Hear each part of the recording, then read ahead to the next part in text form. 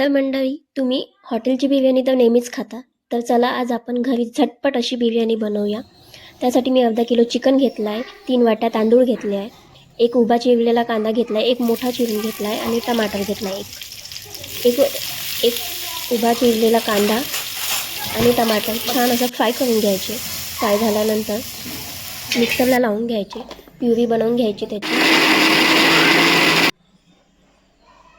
Puree बनवून झाल्यानंतर अर्धा किलो चिकनमध्ये काही मसाले टाकूया. धने, जिरे पावडर, तिखट आणि मॅरिनेट करायला ठेवूया. त्यानंतर मी 3 चमचा तेल घेतला आहे. त्यानंतर काही गरम मसाले घेतले आहे.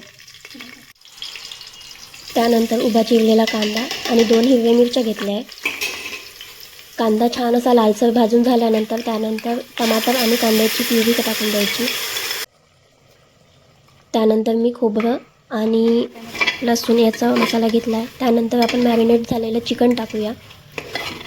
चिकनला छान हलवून घ्यायचं, मिक्स करून घ्यायचं आणि एक वाफ काढून घ्यायची. त्यानंतर मीठ टाकूया. वाफ काढून झाल्यानंतर आपण तांदूळ भिजत घालून ठेवले आहे ते टाकून घेऊया आणि छान मिक्स करून घेऊया. छान हलवून घेतल्यानंतर मी 1.5 ग्लास पाणी टाकलं आहे. त्यात पुदिना आणि हिरवा धनिया टाकूया. त्यानंतर 2 शिट्ट्या लावून तर रेडी झाली आहे आपली झटपट अशी बिर्याणी.